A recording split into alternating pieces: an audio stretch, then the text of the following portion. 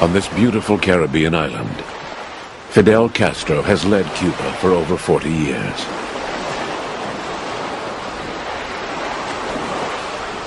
A socialist survivor in a capitalist world. For some, he is a demon. For others, a symbol of resistance and social justice.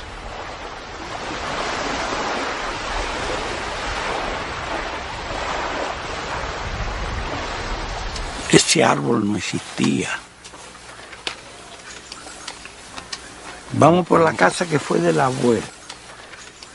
In 1996, at the age of 70, Fidel revisited his childhood home with a longtime friend, the world-famous Colombian novelist, Gabriel García Márquez. En la lengua, con la misma lengua que acababa de decirle horror y avance. Fidel began life in Biran, a farming area far from Cuba's capital. He was the third oldest of 3 boys and 4 girls. Mi mamá fue hija de campesino muy pobre, no pudo ir a una escuela. Ella aprendió a leer y escribir sin ir a una escuela. Y mi papá también era analfabeto, no sabía leer y escribir. Vino de recluta de España antes de acabarse la guerra, lo trajeron de recluta. Fidel's father, Ángel, who was an immigrant worker from Spain, eventually became a wealthy sugarcane planter. His parents are buried near the family home.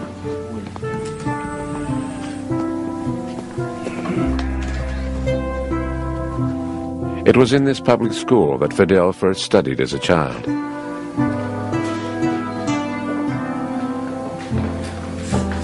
A ver dónde estaba la fecha. Arriba.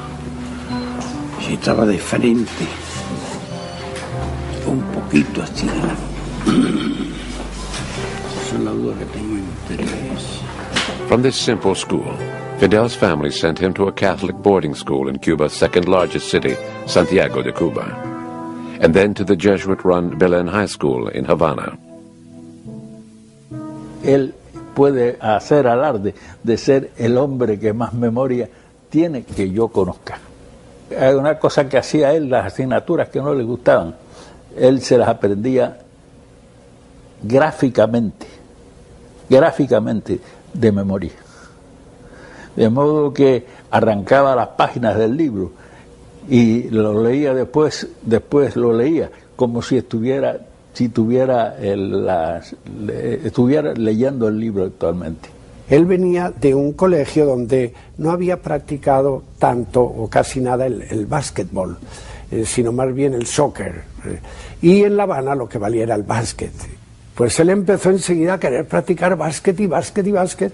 Y enseguida me dijo a mí, oiga padre, ¿no podría ponerme usted una luz en el flor de básquet sobre el aro para que cuando los demás se acuestan yo pueda de noche seguir practicando? Cuando Fidel Castro se graduó, yo escribí que Fidel Castro es madera de héroe y la historia de su patria un día tendrá que hablar de él. At the University of Havana, where Fidel arrived in 1945 to study law, the political atmosphere was so highly charged that it often turned to violence. Students fighting against corruption and injustice were targets of repression.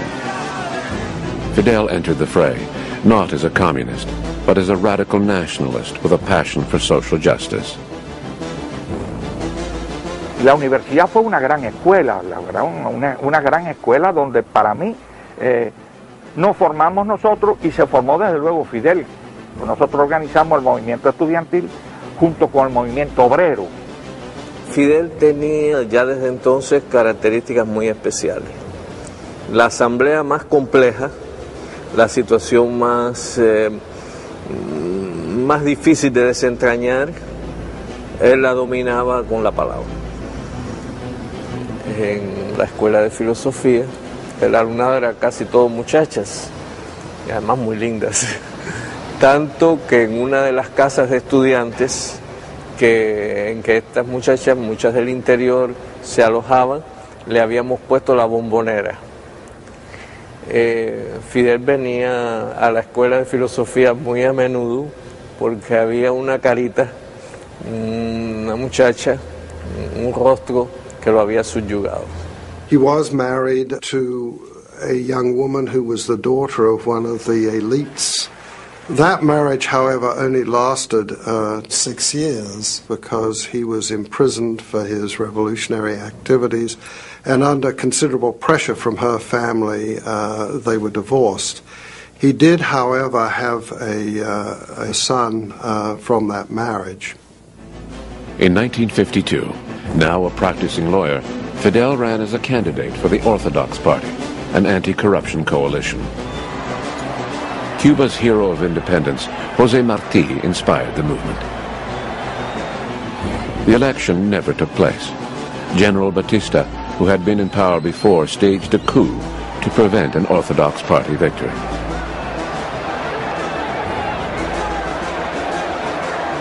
Por aquella época, lo que se vivía con Batista era la corrupción rampante, el juego, la prostitución, la debacle, la violencia. Estamos hablando de un país que iba al desastre. I knew Cuba before Fidel Castro. I went there. It was the playground of the mafia. We had all the big jazz nightclubs that Nat King Cole and myself were petitioned to perform in.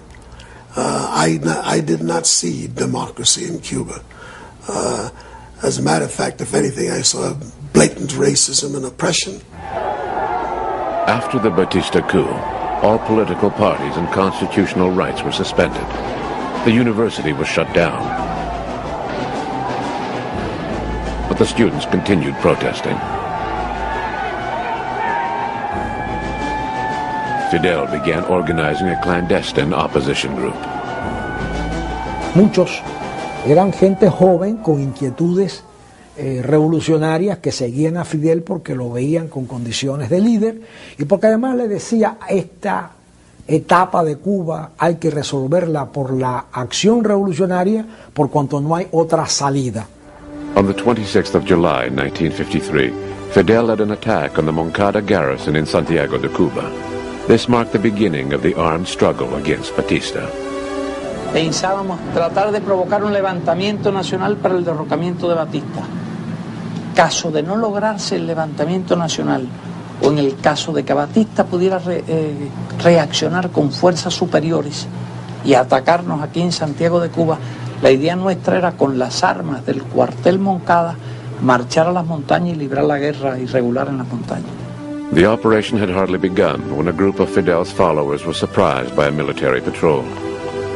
2 of the 150 participants were women, Aide Santa Maria and Melba Hernandez. 61 were killed, only 6 in combat. The rest were tortured and murdered after their arrest. Both women survived. Fue muy dura, porque después cuando resultamos prisioneros y nos llevaron para el cuartel y nos sentaron así en el piso, de allí iban sacando a los muchachos o devolviendo a los muchachos, como el caso de Gómez García, que nos los devolvieron brutalmente heridos, destrozados, sin dientes. Aquello era una cosa horrible. A mí no me gusta hablar de esto. Fidel survived thanks to a caring black officer. Then began what would become the most famous trial in Cuban history. Fidel, en su alegato, está terminando su alegato, da así en la mesa con las manos y dice: condenadme, no importa, la historia me absolverá. Eso es lo que dice Fidel. Todo el personal se queda a la expectativa, se quedan inmóviles. Y entonces él, de pie, vuelve a hacer así, dice: bueno, ya terminé. Al pasar por delante de mí, cuando ya se lo llevara, me dijo: ¿tomaste nota? Digo: sí. Fidel and 29 of his comrades were imprisoned on the Isle of Pines. Fidel for 15 years. He defiantly named his political movement after the date of the Moncada attack, the 26th of July, and smuggled out a manifesto based on his trial defense, entitled History Will Absolve Me. It would become the inspiration for the revolution. Y yo tuve mi actitud de rebeldía, me aislaron. Tenía todo el tiempo para leer. Leía 12 horas, 14 horas, 16 horas. Y después nunca he tenido oportunidad de leer tantas horas seguidas. Fidel and his companions were freed after 2 years. Batista, giving in to popular protest, declared a general amnesty for political prisoners. 6 weeks after their release, Fidel left for Mexico, and there, with a group of followers, they planned a new attempt to overthrow the dictator. Looking for support, Fidel toured Cuban communities in the United States, in New York, New Jersey, and Florida. Many sympathizers, both rich and poor, contributed to his cause. By the following year, 1956, Fidel had assembled the nucleus of a guerrilla force and felt ready to return to Cuba. A young Argentine doctor, Ernesto Che Guevara, joined them. Los unió en primer lugar sus ideales. Hay un pequeño escrito de mi papá donde dice: me pasé toda la noche hablando con el jefe, con Fidel, y al otro día amanecí siendo miembro de su grupo, ¿no? After the legendary 12-hour meeting, Che's life became an important part of the Cuban Revolution. 82 people, including Che, set out from Mexico on the cabin cruiser Granma. An uprising in Santiago de Cuba was planned to coincide with their arrival. Horas antes de desembarco, se cayó un hombre al agua. Empezaron a buscarlo y el hombre no aparecía y gritábamos: a fulanito, Roque, Roque, y no aparecía Roque hasta que al final dice Fidel: y de aquí no nos vamos hasta que no lo salvemos. Eso conmovió a la gente y le levantó la combatividad al escuchar esa frase y decir: coño, con este hombre no hay abandonado. ¿Y lo encontraron? No hay olvidado. Sí, lo encontramos. A costa de que se echara a perder la expedición. The synchronization of the uprising and landing failed. The Batista military successfully put down the revolt in the city.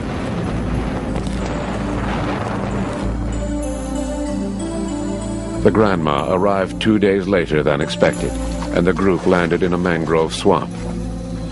The 82 men scattered, but were soon discovered by Batista's forces. Fidel and a few others escaped and refused to admit defeat. Of the original 82, only 21 managed to regroup in the Sierra Maestra Mountains. This is where the guerrilla war began, and the initial group was able to survive and grow. Che Guevara was the group's doctor. El primer comandante que hizo Fidel Castro en la sierra, con el consenso de todos nosotros, dijo: aquí el que ve el primer comandante es Che, porque es el más preparado, porque conoce los caminos, porque para mí es el más estratega. Después Che. Después fue Raúl y yo, y después Camilo, Ramirito y los demás. Después.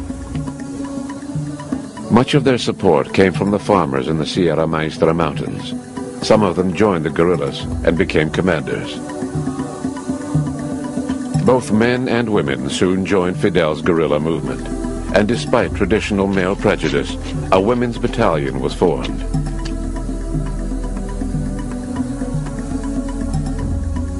One of the most important people in his life was a woman called Celia Sanchez. She was the daughter of a rural physician. Her father had provided free health care to many of the poor, impoverished rural people in the area, and she was very much attracted to Fidel's revolutionary movement. Celia Sanchez remained at Fidel's side for 20 years and held important government posts until her death in 1980. Fidel and his commanders built up their 26th of July movement guerrilla army from a wide range of political allegiances. Batista's forces were trained by the United States, which also armed them with tanks, artillery, and aircraft. They threw all that force against the guerrillas in a war that lasted 2 years. 26th of July had a strong underground movement in the cities. There were sabotage efforts against the Batista government and demonstrations and so forth. The Batista government reacted very strongly. Bodies were left by the side of the road. Students, young people who were suspected of being rebel sympathizers were shot, or in some cases jailed and tortured.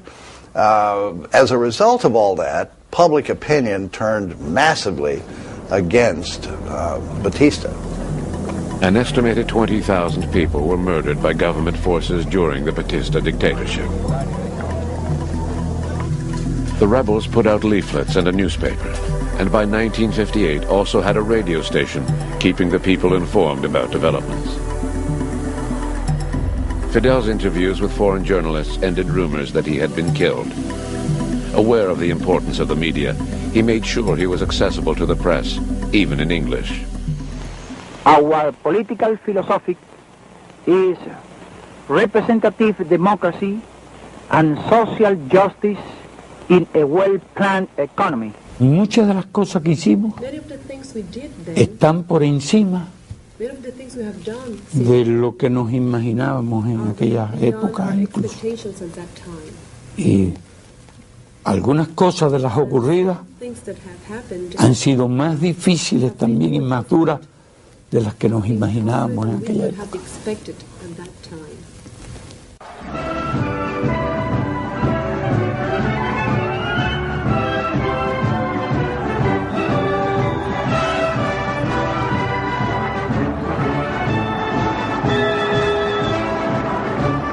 In January 1959, Fidel made a triumphal entry in Havana. It had taken 25 months to defeat Batista. With victory achieved, Fidel sought to make Cuba a united and independent nation.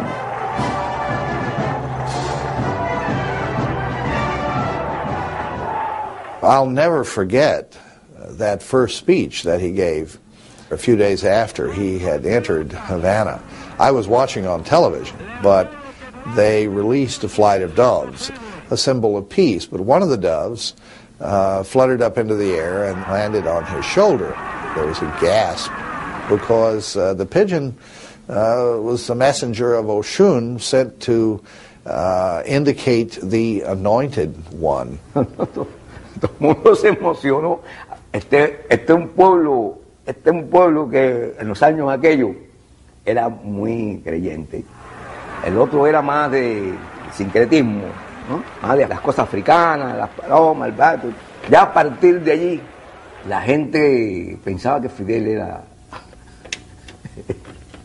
el enviado de Cristo aquí, ¿viste?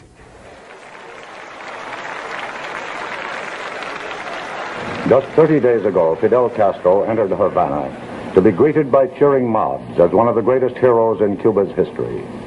A week before that, General Batista and his top aides had fled the country, leaving it to Castro, his rebel army, and their supporters. Good evening, Fidel Castro. You must have had a very busy week. How do you feel? Well, I really feel well, something tired. I'm told that you saw your mother for the first time in 4 years this Christmas Eve. That must have been quite a reunion. What did she have to say to you? She began to cry at the beginning, and that in several minutes she could not tell any word to me. Fidelito. Hello, Fidel Jr. Hi. That's a very good-looking puppy you have there. Is he yours? No, it's somebody gave it to my father for a present. Uh-huh. When do you think you'll be visiting us again? Oh, well, I should lie. I think when I have a chance. Well, will that be with the beard or without it? Well, it's possible if I go soon to the United States with the beard. Because I am not thinking now to cut my beard. Because I am accustomed to my beard. And my beard means many things to my country. When we have fulfilled our promise of good government, I will cut my beard. The first people who left, I mean, in the first days after the revolution, by and large were Batista supporters and members of the Batista government. Batista fled the island New Year's Eve of 1959, and many of his supporters followed immediately thereafter. Those accused of murder and torture who didn't flee the country were brought to trial. The trials, however, were criticized in the U.S. media. I was following on television the revolutionary trials that began right away, which were the beginnings of the problems with the United States. In fact, a lot of the CIA's people, or some of them at least, were on trial for having been murderers and torturers of Batista. The same year he came to power, Fidel was invited to visit countries throughout Latin America. He made passionate speeches, calling for unity among the peoples of that region. He proposed the creation of a Latin American market. Also in 1959, he embarked on a tour of the United States, hoping to promote a better understanding of the Cuban Revolution.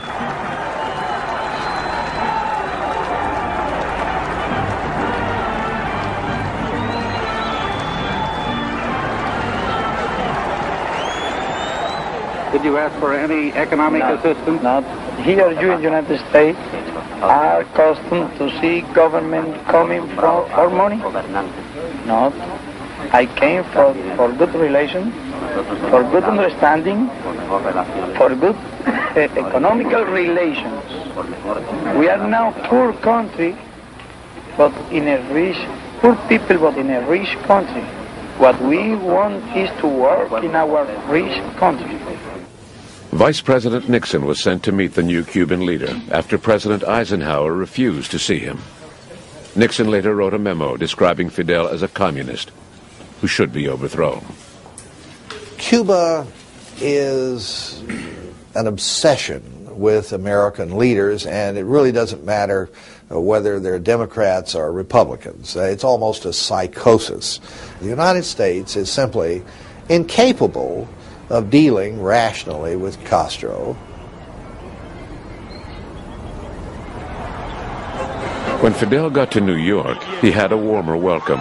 Rodeado por la multitud, apretujado por el entusiasmo de miles y miles de personas, entra en la estación Pensilvania de Nueva York un joven abogado, alto y barbudo, que sabe hablar un idioma sencillo y valiente, y que viste el uniforme de comandante del ejército rebelde cubano.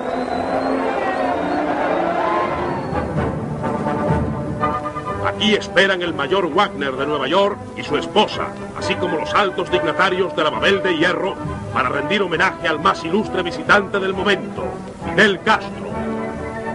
Fidel gave a reception at the Cuban embassy. Es la primera vez que él se pone el traje de gala. Se miró hacia el espejo y dijo que vaya, me quito esto, porque me parezco a Tito, chico. Termina la recepción y no aparecía por ningún lado. Hasta que como a las 2 de la mañana llegó y nosotros sentados allá abajo en la embajada esperándolo. Dije, ¿dónde tú estabas? Dice, no, me fui al barrio chino a comer sopa china. En Nueva York solo esa noche, esas cosas que tiene.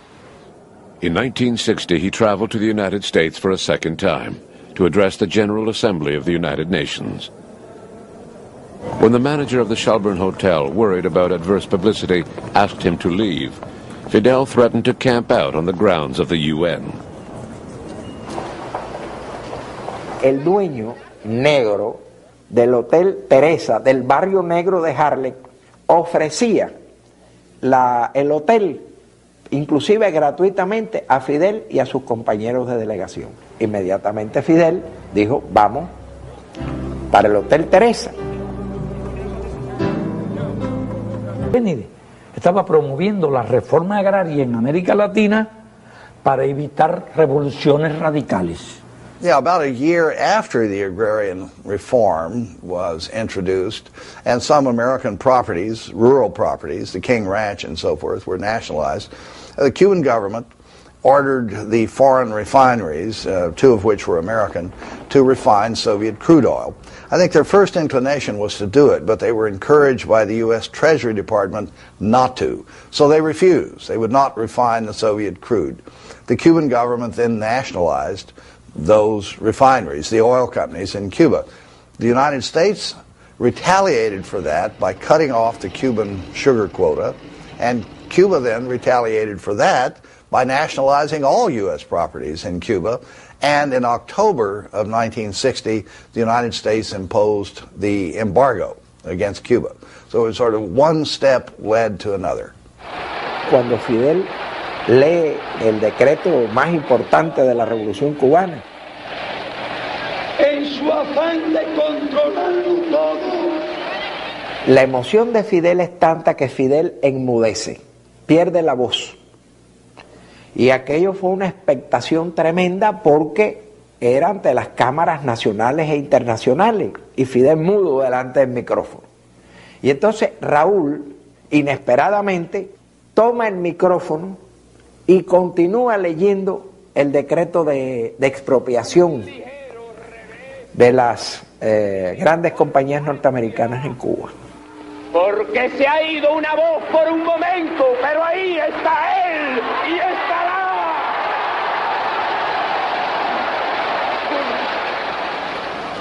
Compañía Cubana de Electricidad.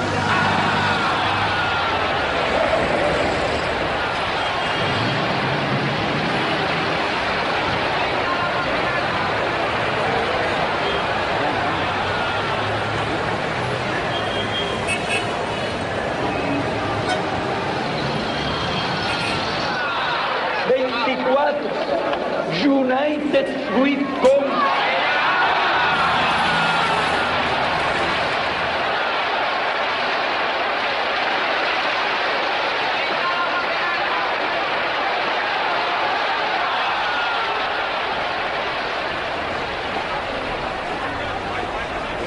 Central to understanding the Cuban Revolution is the relationship historically between Cuba and the United States.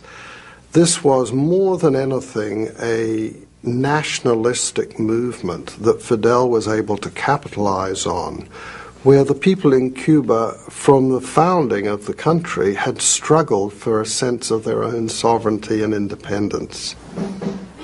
In addition to land reform, Fidel placed education at the heart of the revolution. Thousands of young people set out for the most isolated parts of the island to teach the farmers to read and write.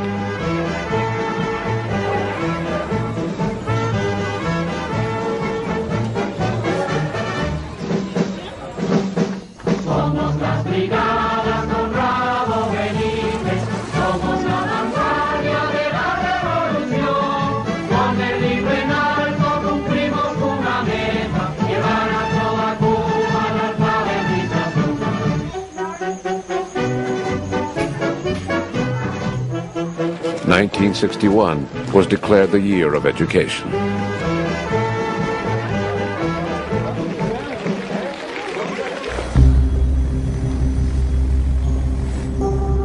In the midst of false rumors that the revolution would take children away from their parents, the U.S. State Department and the Catholic Church organized what was later called Operation Peter Pan, which airlifted 14,000 unaccompanied Cuban children to the United States.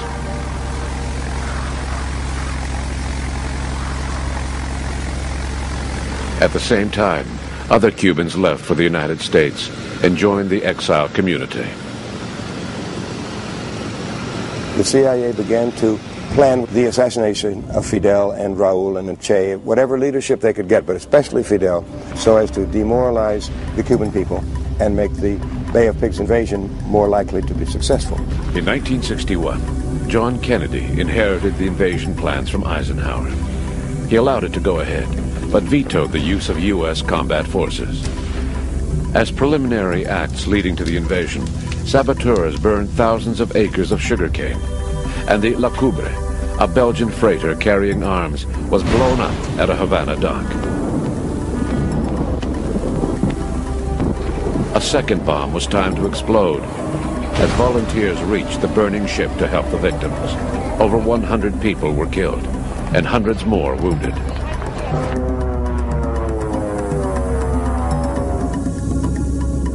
Moreover, exiled Cuban pilots flying American planes painted with Cuban insignia bombed 2 airports, killing a number of civilians.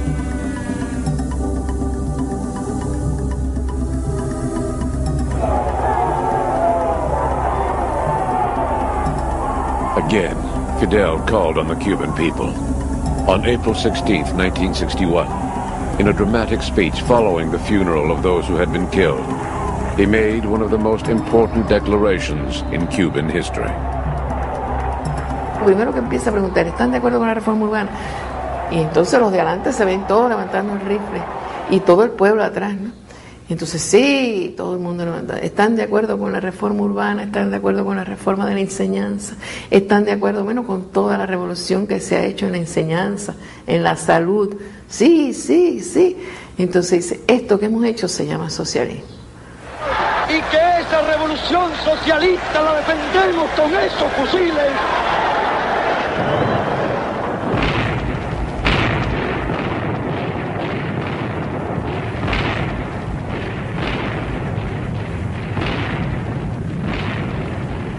Fidel dirigió personalmente las operaciones y rechazaba la petición de nosotros que se pusiera a un mayor resguardo, a una mayor distancia del frente de combate. The Bay of Pigs invasion, which was launched from Nicaragua, ended in disaster. The forces directed by the United States met with intense, unexpected Cuban resistance, and the battle ended in 72 hours.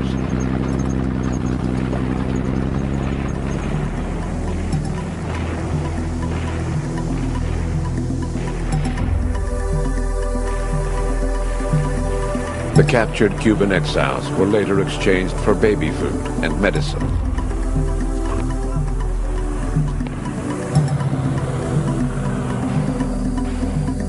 In the mountainous regions, opposition groups financed by the CIA formed pockets of resistance against the revolution, but they were eventually overcome.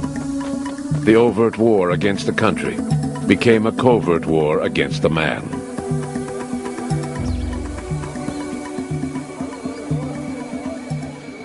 It was a long-running policy of the United States government, not just of the CIA, because they carry out the orders. They don't determine who's going to get assassinated.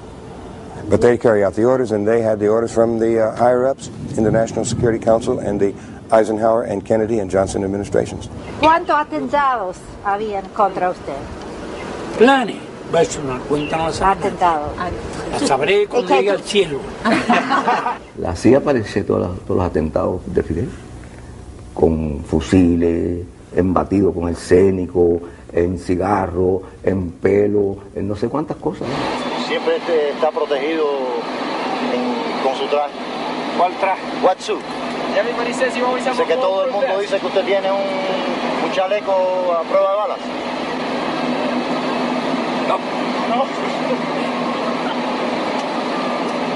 Voy a desembarcar así en Nueva York. I will land in New York like this. Tengo un chaleco. I will land in New York like this. Tengo un chaleco moral. I have a moral one. A moral vest. Qué fuerte. It's strong. Ese me ha protegido siempre. That one has protected me always. Es uno de los más intentados matar, la verdad. Pero parece que tiene 7 vidas como el gato. Porque siempre está parado. And there's the fact that they haven't been able to kill him. I mean, that must really be upsetting, that they have not been able to kill this man who has persisted in being exactly who he is for all of these years against the mightiest power on the earth. It's quite phenomenal. Faced with this massive hostility from the U.S., the giant, the colossus to the north, who is he going to turn to protect his revolution? Sweden? India? There was only one other power on the globe that could provide any promise that that revolution perhaps could survive and last, and that was the Soviet Union. Cuba threw in its lot with the Soviet Union. 1 year later, Khrushchev came up with a plan to install Soviet missiles on Cuban soil. Luego los cohetes lograban el doble propósito, fortalecer el poderío del campo socialista y también disuadir a los Estados Unidos de un ataque a Cuba porque devendría en una guerra nuclear. Castro reluctantly agreed to accept the missiles, but then he said, at least if you're going to deliver the missiles, make it a public act. But Khrushchev thought he could do it clandestinely and it would spring it on the Americans. U.S. spy planes discovered the missiles. which brought the Soviet Union and the United States to the brink of nuclear war. The crisis ended when the president's brother, Robert Kennedy, negotiated a secret deal with Khrushchev. The Soviet Union would remove the missiles if the United States withdrew its missiles from Turkey, and later promised not to invade Cuba. When Khrushchev then took the missiles out without the courtesy of notifying Castro or consulting with him, Castro was furious. To mend relations between the two countries, Fidel was invited to visit the Soviet Union. His personal friendship with Khrushchev was also restored.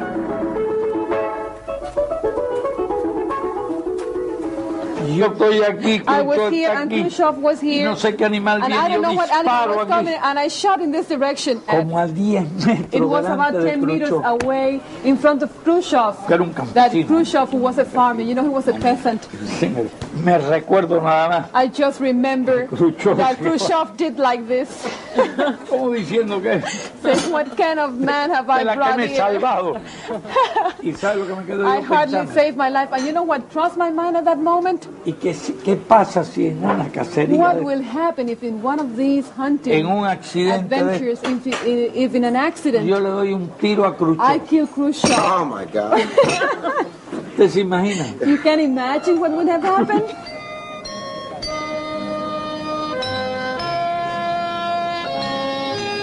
Well, he was caught in somewhat of a difficult dilemma. Pragmatically, he needed the support of the Soviet Union because economically they were completely dependent. So he then constructed a relationship with the Soviet Union where he was constantly looking for ways to assert independence from the Soviets, particularly in the foreign policy arena.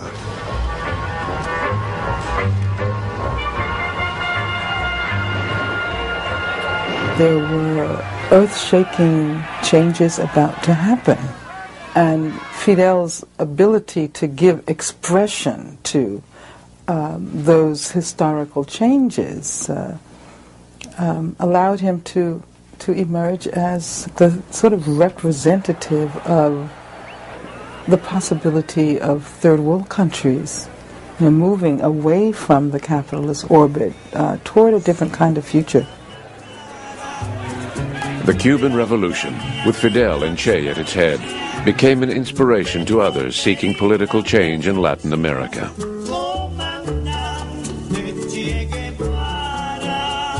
Ahora sí, la historia tendrá que contar con los pobres de América, con los explotados y vilipendiados de América Latina, que han decidido empezar a escribir ellos mismos para siempre su historia.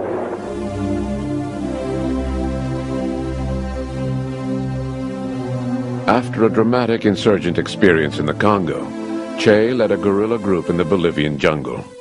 On October 8, 1967, they were ambushed.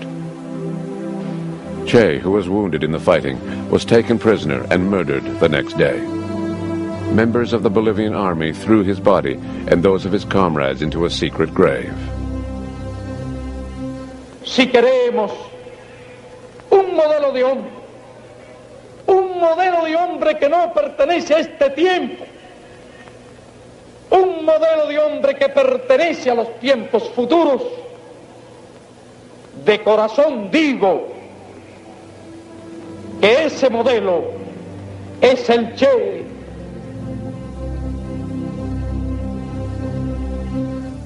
Fidel continued to support struggles all over the world.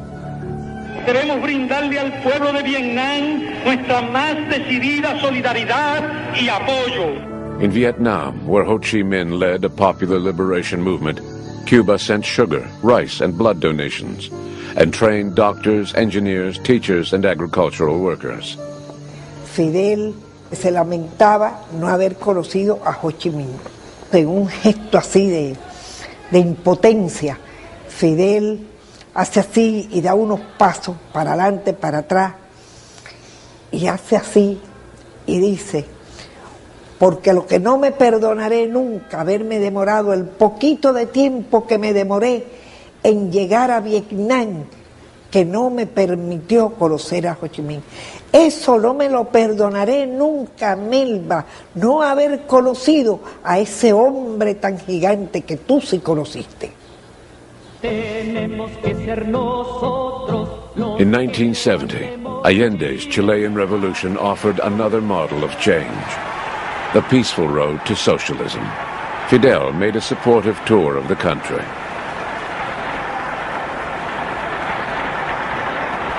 En Chile está ocurriendo un proceso único, insólito.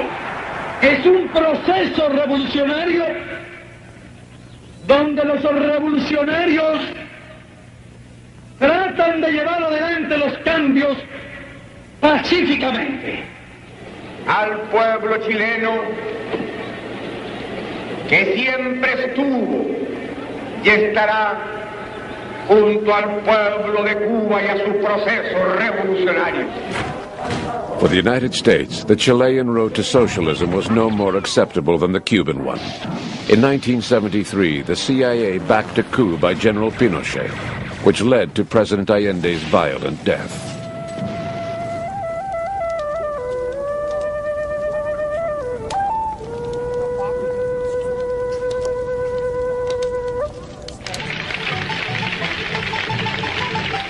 Cuba backed the Sandinistas in Nicaragua, who were victorious in 1979.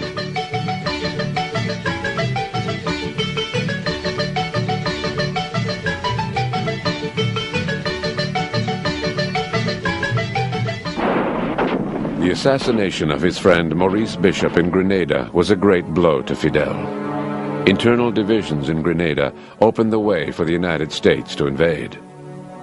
Cuban construction workers were caught in the middle, and some were killed and wounded.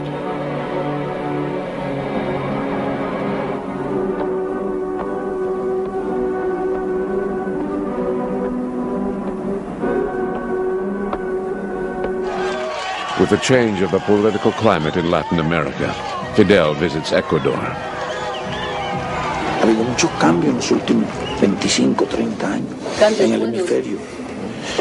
Yo diría sí que tenemos más conciencia que nunca de nuestra identidad y de nuestra independencia. 30 years after Che Guevara was murdered in Bolivia, his remains and some of those who fought with him were finally found and returned to Cuba.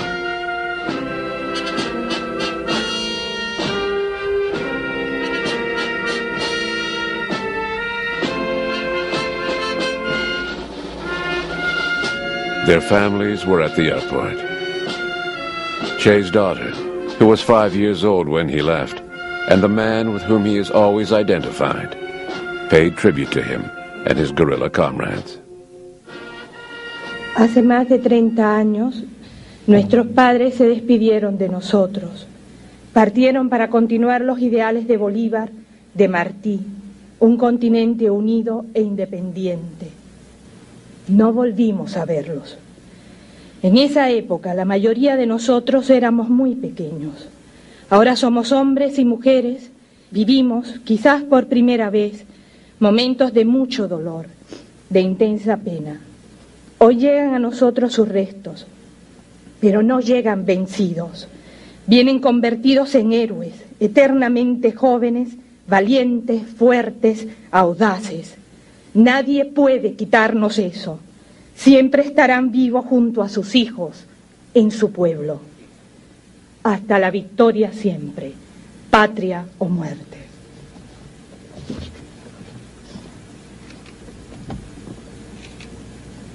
Muchas veces he soñado, yo a veces le he contado a la gente las cosas que uno sueña.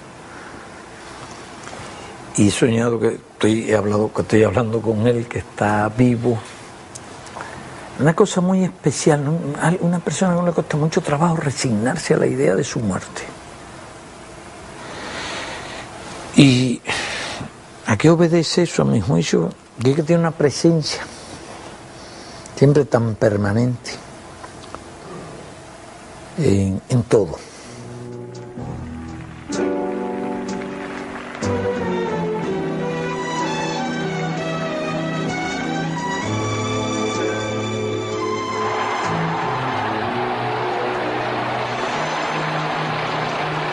If I was writing history, I would write about the way in which Fidel, as the leader of one of the smallest countries in the world, helped to shape the destinies of millions of people across the globe.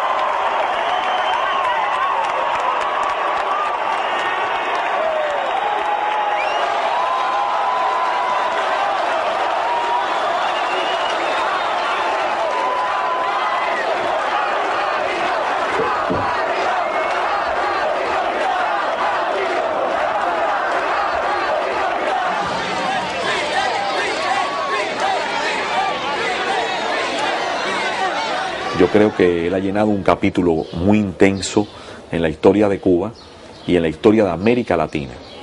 Durante este tiempo, él condujo a Cuba a ser como la conciencia crítica de este continente. It's not just Castro the man, he carries with him a meaning, a signification which is of tremendous importance to people like ourselves who are the marginalized of the world. And Africa as a mother country to so many Cubans needed to be addressed as part and parcel of the worldwide thing of African liberation. Right from the beginning, Cuba's revolutionary ideals not only spread throughout Latin America, but also forged strong ties with national liberation leaders such as Sékou Touré, Amílcar Cabral, Julius Nyerere, Zamora Machel, and Agostinho Neto. Cuando se produce la invasión de Angola por tropas regulares de África del Sur, no podíamos cruzarnos de brazos. Y cuando el MPLA solicitó nuestra ayuda, le ofrecimos la ayuda necesaria. In 1975, as Angola moved towards independence from Portugal, the CIA, along with the apartheid government of South Africa, tried to bring down the new Angolan government. At the request of the Angolan president, Fidel sent 36,000 troops to keep the South African forces from attacking Luanda, the capital. For many Cubans, whose ancestors were African slaves, the fight in Angola was a way to repair a debt to history.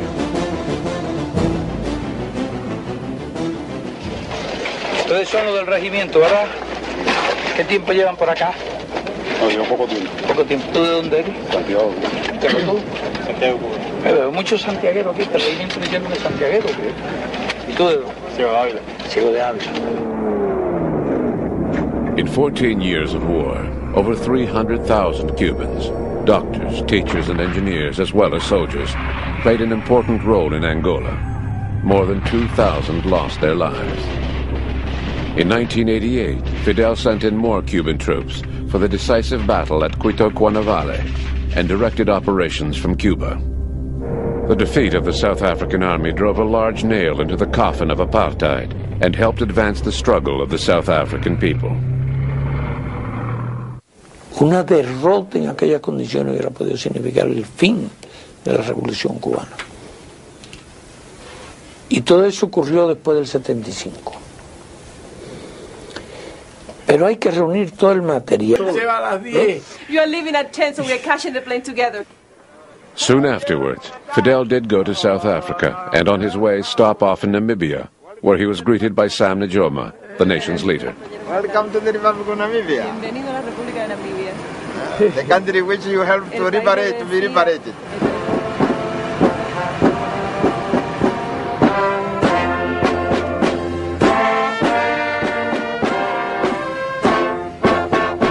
In South Africa, Mandela was waiting.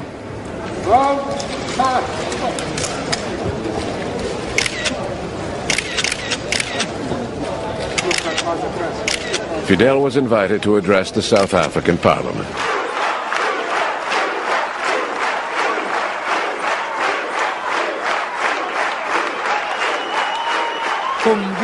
hace Sudáfrica en modelo de un mundo futuro más justo y más humano.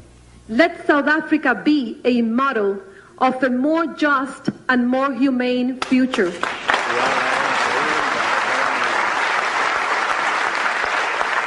Si ustedes pueden, todos podemos. If you can do it, we will all be able to do it.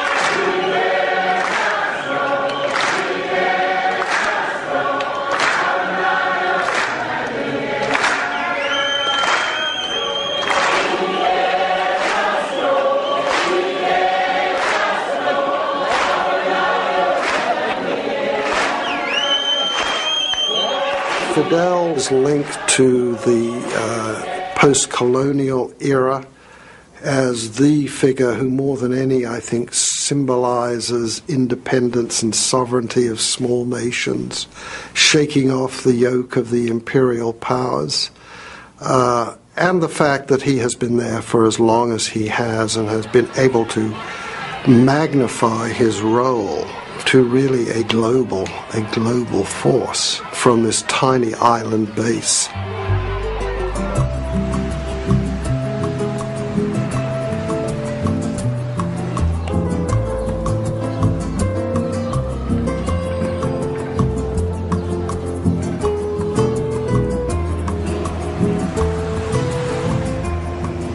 It is easy to build a nation. It is far more difficult to shape a society. And this is what Cuba is doing. It will need all the time in the world. It will need all the humility, all the meekness, all the generosity of spirit to itself and to others to emerge.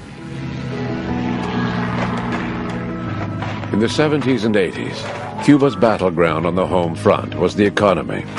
Tremendous efforts were made to industrialize the country and create shared wealth in spite of the continuing U.S. blockade. Cuba was dependent on a single crop, sugar. The Soviet Union promised to buy as much as could be produced. Fidel tried to spur the country on through personal example in the attempt to reach new harvest levels. Salir de su desarrollo es una tarea titánica realmente. Y salir del subdesarrollo en las condiciones de Cuba todavía más bloqueada por Estados Unidos. The paradox of Cuba's independence, depending on support from the Soviet Union, involved Fidel in a balancing act that lasted 30 years. Help from the Soviet Union made it possible for Cuba to maintain its advances in universal education and healthcare, and to promote sports and scientific development, as well as greater industrial diversification.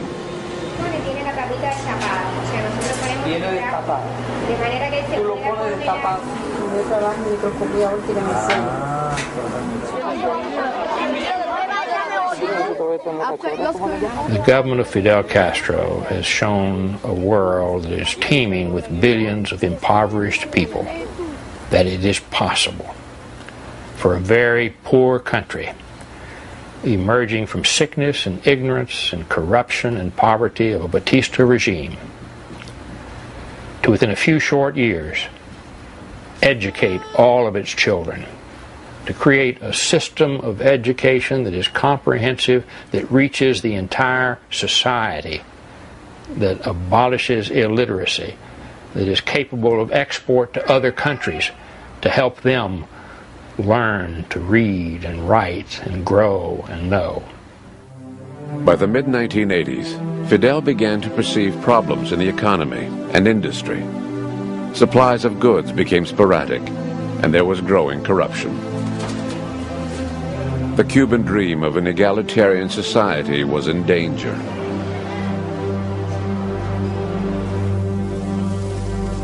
Fidel's response to the crisis was to personally oversee every aspect of Cuban society.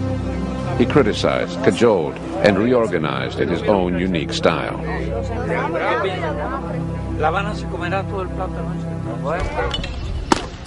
Even during the most difficult crises, Fidel has always emphasized the development of sports. Cuba now ranks among the top 10 countries in Olympic medals.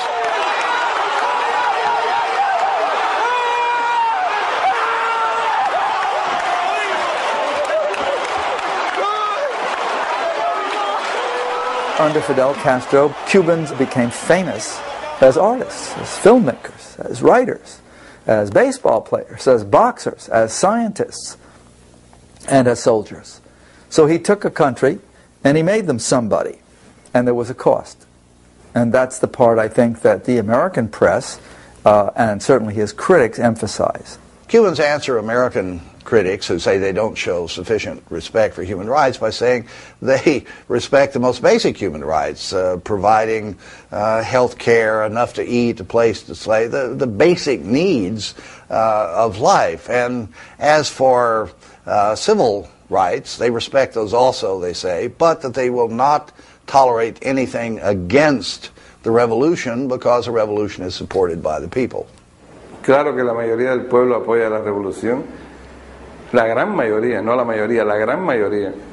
Como ejemplo máximo de este apoyo, las elecciones nuestras, que son elecciones abiertas, democráticas y populares, verdaderamente populares. Porque, por ejemplo, yo he sido elegido en 2 ocasiones como diputado a la Asamblea Nacional del Poder Popular. Y yo soy un escritor, un intelectual, no soy un político, tampoco soy militante del Partido Comunista.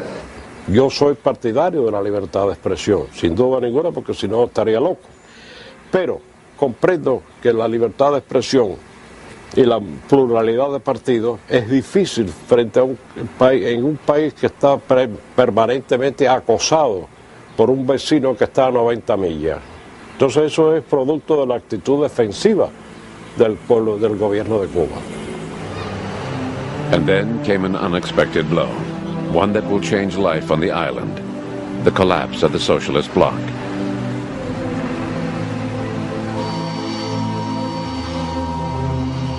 Gorbachev had traveled to Cuba in 1989 to sign new trade agreements, but within months the Soviet system had collapsed and the agreements were worthless. Fidel's revolution now faced its toughest challenge since the early days in the Sierra Maestra. Within 2 years of the collapse, the so-called special period, severe rationing was introduced. Fuel became scarce. Export earnings fell by 60% and imports by 70%. Productivity ground to a near standstill for want of raw materials, and many factories were closed. Some chose to leave.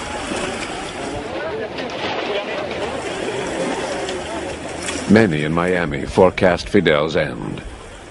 Estamos en periodo especial, un periodo difícil, un periodo uno de los más difíciles de nuestra historia. ¿Por qué? Porque no hemos tenido que quedar solos frente al imperio, solitos. ¿Y qué hacía falta para quedarse solo frente al imperio? Había falta unidad, pero hacía falta valor, hacía falta patriotismo, habría falta espíritu revolucionario, un pueblo débil, un pueblo blandengue, un pueblo cobarde, se rinde y vuelve a la esclavitud, pero un pueblo digno, un pueblo valiente como nosotros no se rinde y no vuelve jamás a la esclavitud. After the fall of the Soviet Union, it was expected that Cuba would fall very quickly.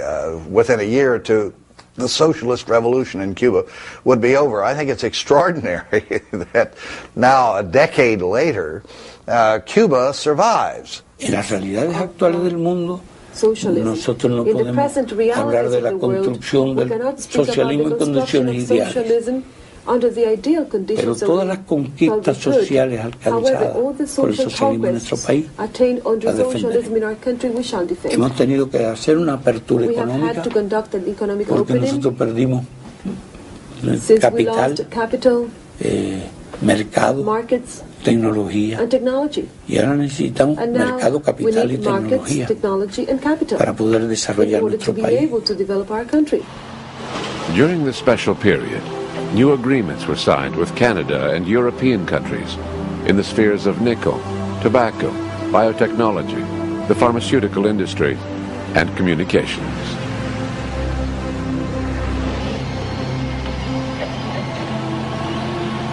Tourism was given a big boost, and a wave of hotel building began. Fidel oversaw important tourism projects, checking many details personally.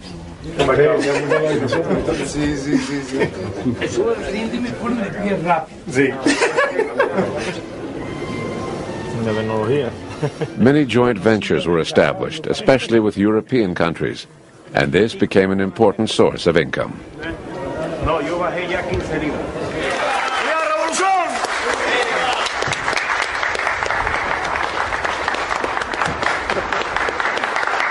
Por muchos años, padre.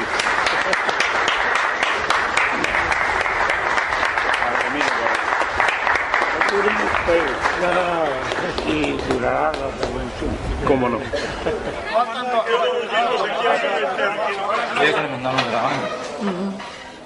Cubans know little about Fidel's personal life.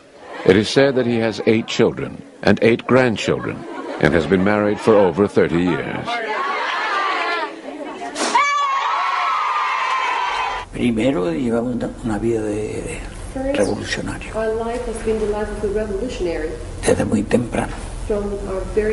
No son las condiciones ideales para el clima familiar. En segundo lugar, siempre fui opuesto a mezclar la política con los problemas íntimos personales. Y en ese sentido me he reservado una libertad total. Hay poca gente en el mundo que se ha podido reservar esa libertad. Most politicians would not wish to discuss their personal lives. It's their business. It's their private business. They don't have the luxury that Castro does simply to say no.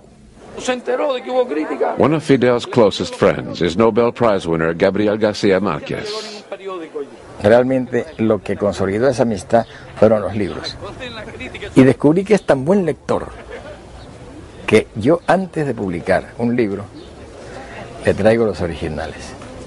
Es como si fuera un editor. La palabra esa que tienen los un editor de libros. Señala contradicciones, anacronismos, inconsecuencias que se le pasan a los profesionales, porque es un lector muy minucioso y además muy constante y le rinde mucho la lectura. Es que lee siempre. En el carro tiene una luz para poder leer, sobre todo en la época en que hacía grandes viajes de noche, en automóvil siempre iba leyendo. Mido 10 metros de alto. For over 40 years, the world has known Fidel dressed in military fatigues. At the suggestion of García Márquez, Fidel wore a traditional guayabera shirt to a non-aligned conference in 1995.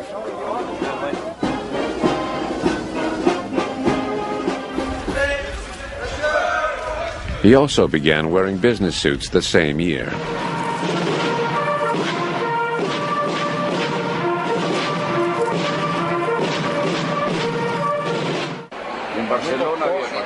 Fidel gave up smoking his Havana cigars in 1985. His only contact with cigars these days is when he signs boxes for celebrities to benefit public health care in Cuba. The thing that surprises me about Fidel, though, actually, is that he can't dance. I read that somewhere. I don't understand it. I think that's truly an interesting thing there.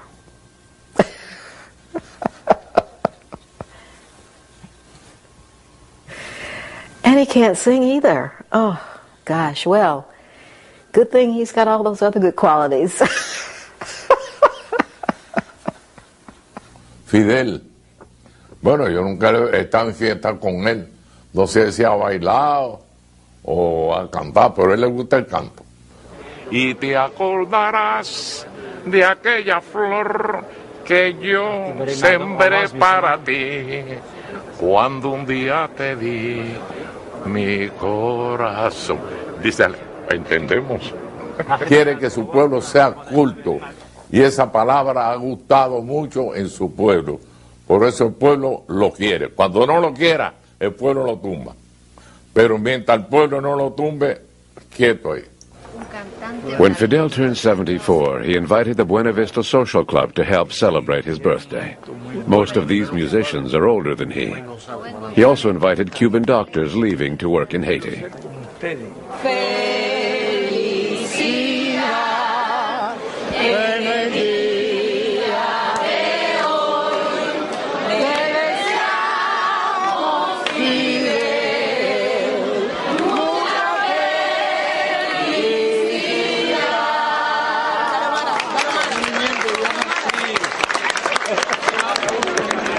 ¿Cómo me divierto yo? Tengo buena salud, por cierto.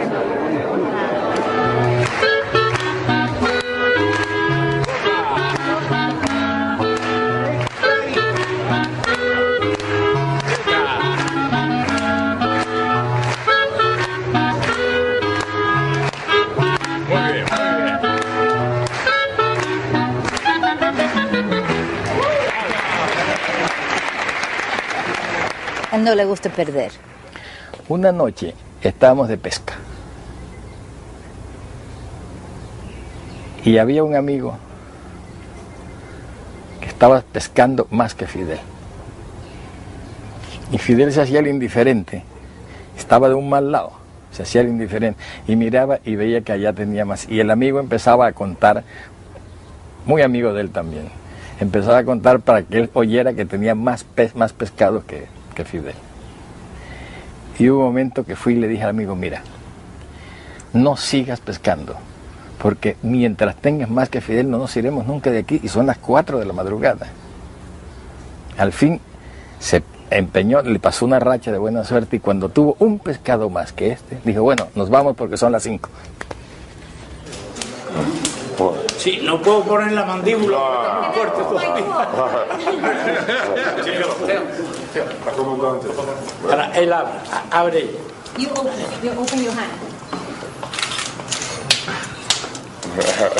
Entonces, para la foto... Now for the photograph.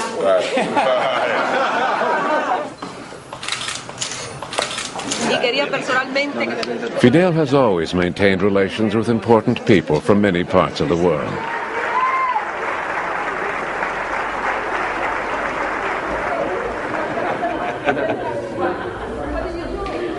I'm just letting the 3 minutes. Ted Turner of CNN was given the Cuban Grand Tour.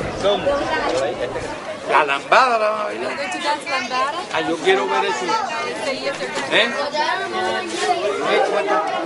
¿Cómo está? Está bien, quiero ver.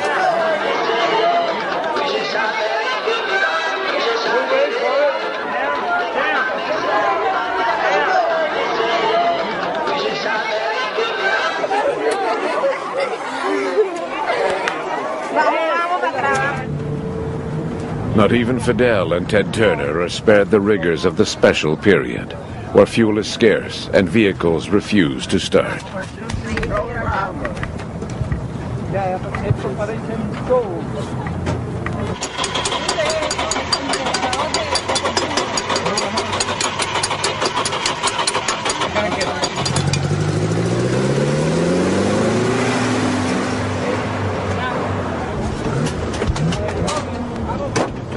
Castro was determined that Cuba would be fully independent of the United States, and in that he succeeded. It now is.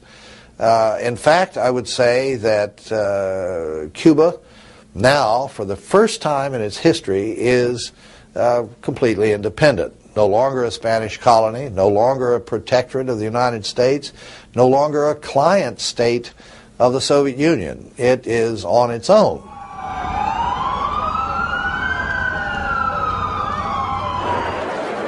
When Fidel was invited to address the United Nations at its New York headquarters, the U.S. government was obliged to grant him entry. Fidel was also invited to visit some rather surprising places. Qué bien. Yo creo todo lo que dice el periódico. I believe everything that your newspaper writes. Menos cuando... excepto cuando hablan mal de nosotros. Except when you speak ill about us. Está bien. Okay. Encantado de saludar. Thank you so much. An invitation also came from the Wall Street Journal. Perhaps it is symbolic of changes in the world these days that the president of Cuba is at the Wall Street Journal. We saw at lunch. Can I ask you quickly, just very quickly, just an old. This is an old 1961 magazine. Una revista de 1961. Members of the U.S. security force who were assigned to protect Fidel wanted to have their pictures taken with him.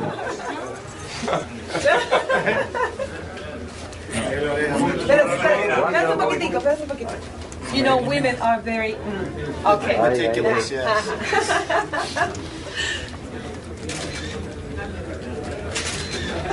Thank you. You know Mr. Wallace, I think. I'm not sure you. Yo no estoy seguro si usted I conocía interviewed que you hacía first in 1960 when you were here. en el año 60 cuando estuvo And what happened? What happened to democracy? What happened to free democracia y con las elecciones libres?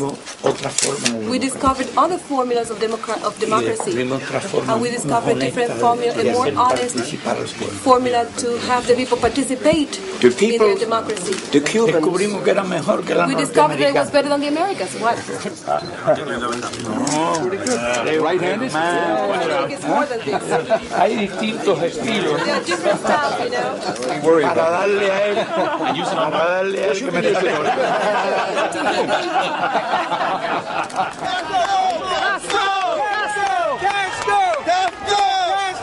Castro! Bienvenido! And he's a nice man. He's a beautiful man. Yeah. Okay, all right, okay.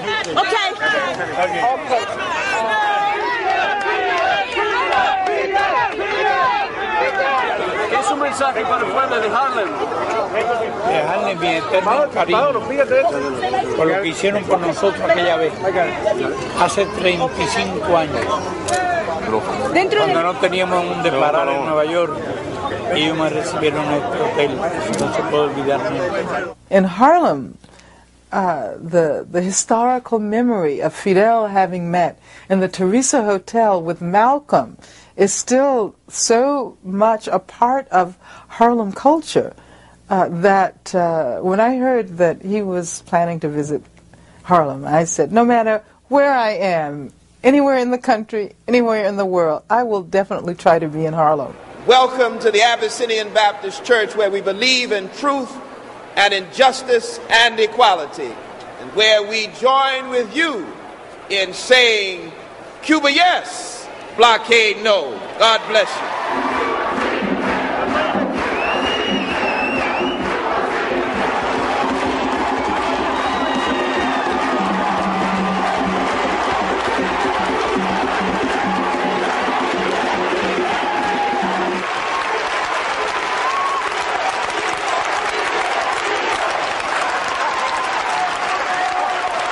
Les contaba que fui al hotel a ponerme esta ropa. Because I had been wearing the business suit before.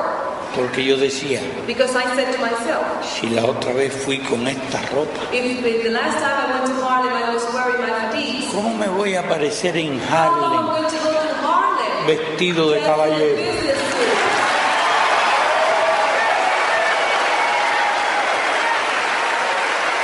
Y nuevos movimientos de masa que se están formando con tremenda fuerza. Ya no será la táctica al estilo bolchevique, ni siquiera el estilo nuestro, porque era otro mundo diferente. Estamos pasando de una etapa en que las armas podían resolver a otra etapa en que la conciencia de las masas, las necesidades de la historia y las ideas son las que van a hacer cambiar al mundo. In 1998, it was announced that the Pope would make his first visit to Cuba. Fidel escorts an advance party from the Vatican on a tour of his office. Son personas conocidas.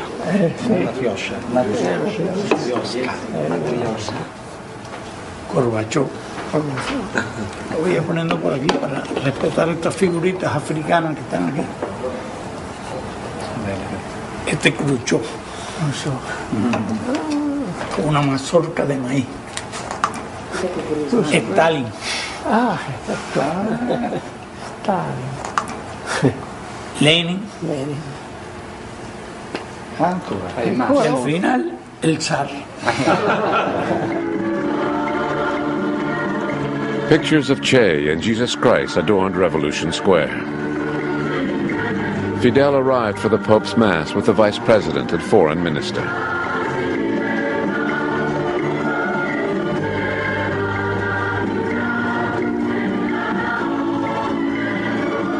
During the Pope's visit, the Cuban government facilitated contacts with the people. The pontiff denounced the U.S. blockade of Cuba.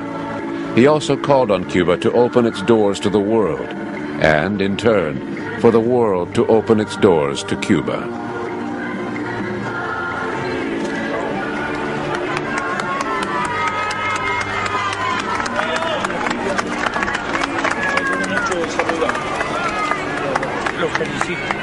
While the Vatican called for an end to the blockade, and the United Nations repeatedly voted for the U.S. blockade of Cuba to be lifted, anti-Castro forces in the U.S. Congress continued to tighten the economic screws. Now let me be clear. Whether Mr. Castro leaves Cuba in a vertical position or a horizontal position doesn't matter to me. That's up to him, and that's up to the Cuban people. But he will leave Cuba. We're doing business with communist Chinese. These are the guys that shot me, and we've forgiven them for what they've done. The North Koreans, they were the ones that got me over there in the first place, and we're doing business with them. In Vietnam, we lost tens of thousands of Americans. So if you want to be angry with somebody, and the Germans and the Japanese and the Italians, if you want to hold grudges, count me in, because I don't like the way I was treated. But if everybody's forgiven except an island country that thought the communist Russians would allow them to put missiles there, and then they backed out and took the missiles away, how long do we punish all of Cuba? El bloqueo es una acción que se dirige contra una nación entera. Se dirige contra millones de personas. Y si el precio del bloqueo sería yo, es un precio sencillísimo, es un precio económico. Yo estaría dispuesto a negociar mi vida. Lo que no estaría dispuesto a negociar la revolución, a negociar el socialismo, a negociar los principios. The Miami Cuban community has agitated for U.S. opposition to Fidel ever since the revolution, and continues to demonize him. No hay que olvidar que todos los medios de comunicación en Miami, radio, prensa, periódicos, diariamente están y durante años han estado alimentando al público común de Miami con noticias falsas sobre Cuba. Hay un volumen de noticias falsas, ¿verdad?, donde la gente llega a imaginarse como a Cuba como una prisión gigantesca.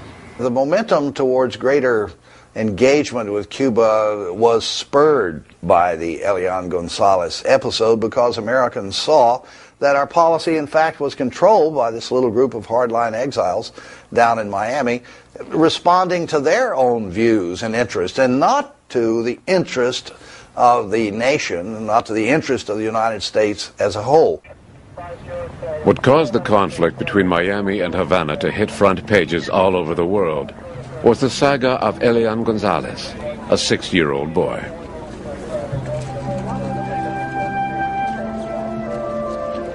Elian's mother had drowned while trying to get to the United States. Elian's great-uncle, Lazaro Gonzalez, took the shipwrecked Cuban schoolboy into his house, and influenced by anti-Castro groups, refused to return him to his father, Juan Miguel, in Cuba.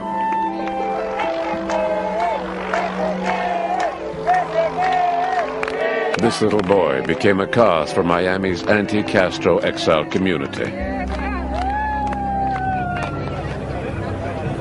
But the vast majority of the American people favored Elian's return to his father.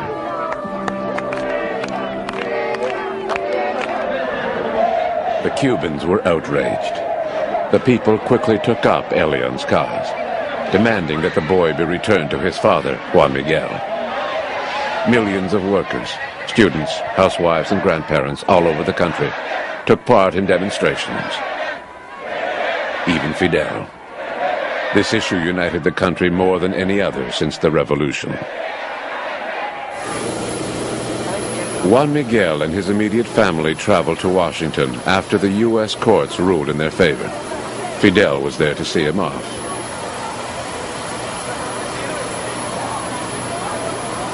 It would take another 3 months to finally bring Elian back home.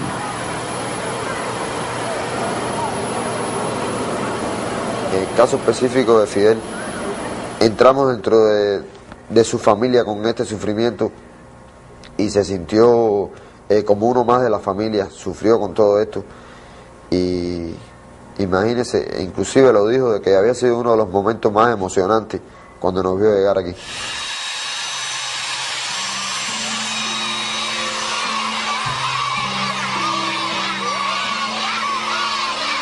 In all, Elian had been away from Cuba for 7 months.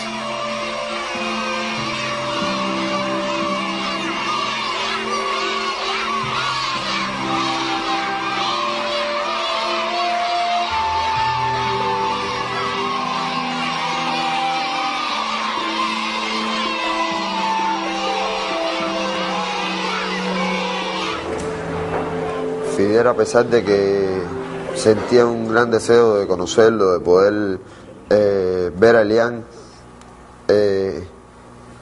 esperó hasta que el niño cursara su primer grado.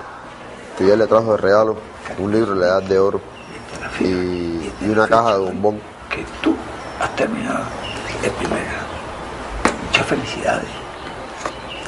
Así que tú no te vayas a comer esto y va a estar eso. Fidel le dijo a Elian, no te vayas a equivocar y te vayas a leer la caja de bombón y comerte el libro. Y ya con esto.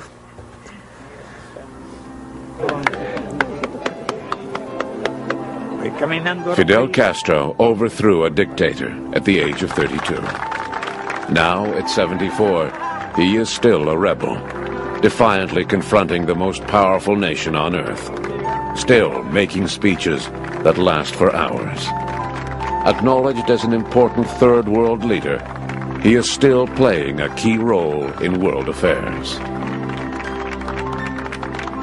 Fidel Castro is not any longer a realistic character. He's a larger-than-life guy. He's the most vicious, evil person in the world to a handful of Cuban Americans that are in Miami and who lobby the Congress. He's a monster who eats people and chews their heads off. And then to other people, he's a savior, and to other people, he's just a very interesting and extremely clever world leader, and to somebody else he has huge historical value because, as you say, he's outlived 9 American presidents, and because he's been in contact with history in a way that almost nobody alive has been. He really has been there, done it, seen it, and moved it, been a part of it, pushed it in some way. He is a redwood tree. He's an old-growth redwood tree. And all around him has been clear-cut, and he's still standing. And they're lusting to go in and make that final cut. And then we will have nobody, really. You know, we'll have, I mean, not like that. We'll have many other wonderful people, and we ourselves will be, you know, whoever and whatever we are. But he is an inspiration. Es que se recordará como uno de los grandes hombres de este siglo. Aún los que piensan que es por lo malo. Es decir, sea por lo bueno o sea por lo malo, sea por las dos cosas al mismo tiempo, Fidel no se olvidará en mucho tiempo. Pero al final la gente tendrá que reconocer que fuimos firmes, que defendimos nuestras convicciones, que defendimos nuestra independencia, que that we defended our independence, that we wanted to do justice. que fuimos rebeldes. That we were rebellious. Y si a David se le recuerda, And if David is remembered, porque luchó contra because Goliat, he fought Goliath, a los cubanos, the Cubans, que constituyen un David mucho who más constitute pequeño, a much smaller David, contra un Goliat mucho más against a grande, much bigger se le Goliath, tendrá que recordar will have to be por lo menos remembered tanto como at se le least as recordó a much as David. David is remembered.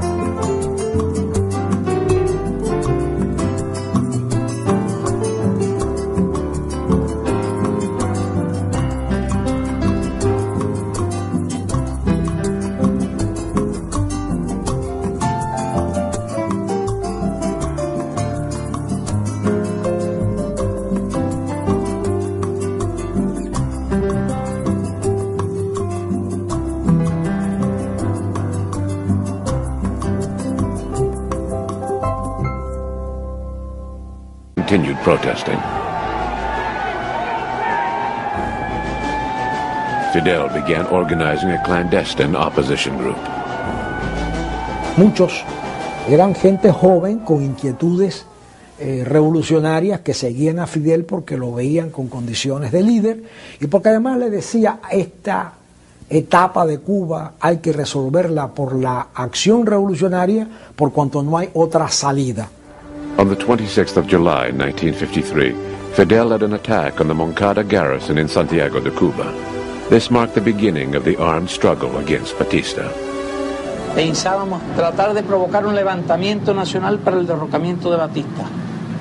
Caso de no lograrse el levantamiento nacional, o en el caso de que Batista pudiera reaccionar con fuerzas superiores y atacarnos aquí en Santiago de Cuba, la idea nuestra era con las armas del cuartel Moncada marchar a las montañas y librar la guerra irregular en las montañas. The operation had hardly begun when a group of Fidel's followers was surprised by a military patrol. 2 of the 150 participants were women, Aide Santa Maria and Melba Hernandez. 61 were killed, only 6 in combat. The rest were tortured and murdered after their arrest. Both women survived. Fue muy dura, porque después cuando resultamos prisioneros y nos llevaron para el cuartel y nos sentaron así en el piso, de allí iban sacando a los muchachos o devolviendo a los muchachos, como el caso de Gómez García, que nos los devolvieron brutalmente heridos, destrozados, sin dientes. Aquello era una cosa horrible. A mí no me gusta hablar de esto. Fidel survived thanks to a caring black officer. Then began what would become the most famous trial in Cuban history. Fidel, en su alegato, está terminando su alegato, da así en la mesa con las manos y dice: condenadme, no importa, la historia me absolverá. Eso es lo que dice Fidel. Todo el personal se queda a la expectativa, se quedan inmóviles. Y entonces él, de pie, vuelve a hacer así, dice: bueno, ya terminé. Al pasar por delante de mí, cuando ya se lo llevara, me dijo: ¿tomaste nota? Digo, sí. His parents are buried near the family home.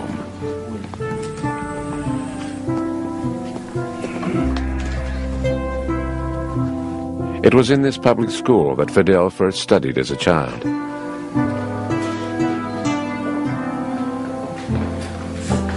A ver dónde estaba la fecha. Arriba. Si estaba de frente. Un poquito así de la... Esa es la duda que tengo en interés. From this simple school, Fidel's family sent him to a Catholic boarding school in Cuba's second largest city, Santiago de Cuba, and then to the Jesuit-run Belén High School in Havana. Él puede hacer alarde de ser el hombre que más memoria tiene que yo conozca. Hay una cosa que hacía él, las asignaturas que no le gustaban, él se las aprendía gráficamente de memoria. De modo que arrancaba las páginas del libro y lo leía después lo leía como si estuviera leyendo el libro actualmente. Él venía de un colegio donde no había practicado tanto o casi nada el básquetbol, sino más bien el soccer. Y en La Habana lo que valía era el básquet. Pues él empezó enseguida a querer practicar básquet, y enseguida me dijo a mí: oiga, padre, ¿no podría ponerme usted una luz en el flor de básquet sobre el aro para que cuando los demás se acuestan yo pueda de noche seguir practicando? Cuando Fidel Castro se graduó, yo escribí que Fidel Castro es madera de héroe y la historia de su patria un día tendrá que hablar de él. At the University of Havana, where Fidel arrived in 1945 to study law, the political atmosphere was so highly charged that it often turned to violence. Students fighting against corruption and injustice were targets of repression. Fidel entered the fray, not as a communist, but as a radical nationalist with a passion for social justice. La universidad fue una gran escuela, la verdad, una gran escuela donde para mí nos formamos nosotros y se formó desde luego Fidel. Nosotros Fidel and 29 of his comrades were imprisoned on the Isle of Pines. Fidel for 15 years. He defiantly named his political movement after the date of the Moncada attack, the 26th of July, and smuggled out a manifesto based on his trial defense, entitled History Will Absolve Me. It would become the inspiration for the revolution. Yo tuve mi actitud de rebeldía, me aislaron. Tenía todo el tiempo para leer. Leía 12 horas, 14 horas, 16 horas. Y después nunca he tenido oportunidad de leer tantas horas seguidas. Fidel and his companions were freed after 2 years. Batista, giving in to popular protest, declared a general amnesty for political prisoners. 6 weeks after their release, Fidel left for Mexico, and there, with a group of followers, they planned a new attempt to overthrow the dictator. Looking for support, Fidel toured Cuban communities in the United States, in New York, New Jersey, and Florida. Many sympathizers, both rich and poor, contributed to his cause. By the following year, 1956, Fidel had assembled the nucleus of a guerrilla force and felt ready to return to Cuba.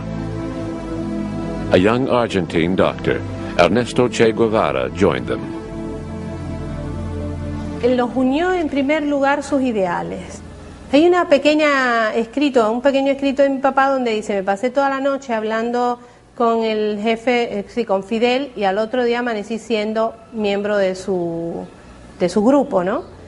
After the legendary 12-hour meeting, Che's life became an important part of the Cuban Revolution. 82 people, including Che, set out from Mexico on the cabin cruiser Granma. An uprising in Santiago de Cuba was planned to coincide with their arrival. Horas antes de desembarco, se cayó un hombre al agua. Empezaron a buscarlo y el hombre no aparecía y gritábamos: fulanito, Roque, Roque, y no aparecía Roque hasta que al final dice Fidel: y de aquí no nos vamos hasta que no lo salvemos. Eso conmovió a la gente y le levantó la combatividad al escuchar esa frase y decir: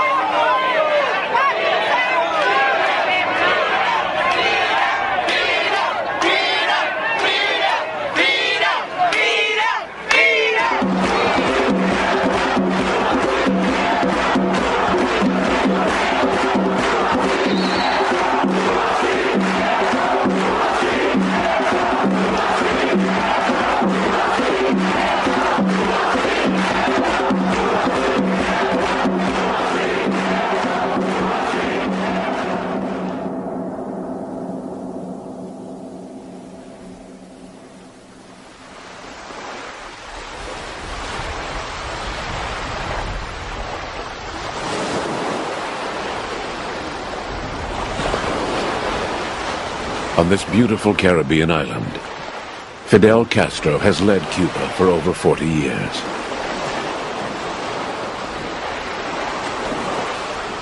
A socialist survivor in a capitalist world. For some, he is a demon. For others, a symbol of resistance and social justice.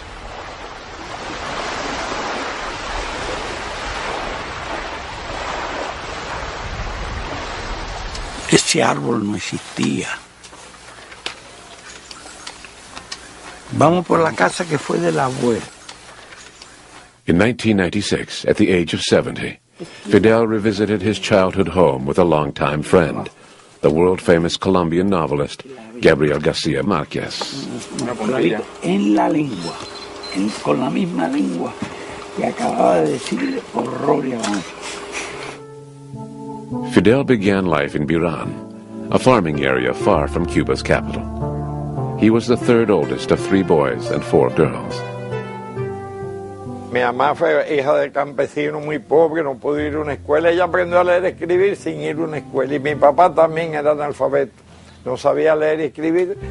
Vino de recluta de España antes de acabarse la guerra, lo trajeron de recluta. Fidel's father, Ángel, who was an immigrant worker from Spain, eventually became a wealthy sugarcane planter. Empezamos el movimiento estudiantil junto con el movimiento obrero. Fidel tenía ya desde entonces características muy especiales. La asamblea más compleja, la situación más difícil de desentrañar, él la dominaba con la palabra. En la escuela de filosofía, el alumnado era casi todo muchachas, y además muy lindas. Tanto que en una de las casas de estudiantes, en que estas muchachas, muchas del interior, se alojaban, le habíamos puesto la bombonera. Fidel venía a la escuela de filosofía muy a menudo porque había una carita, una muchacha, un rostro que lo había subyugado. He was married to a young woman who was the daughter of one of the elites. That marriage, however, only lasted 6 years because he was imprisoned for his revolutionary activities, and under considerable pressure from her family, they were divorced. He did, however, have a son from that marriage. In 1952, now a practicing lawyer, Fidel ran as a candidate for the Orthodox Party, an anti-corruption coalition. Cuba's hero of independence, José Martí, inspired the movement. The election never took place. General Batista, who had been in power before, staged a coup to prevent an Orthodox Party victory.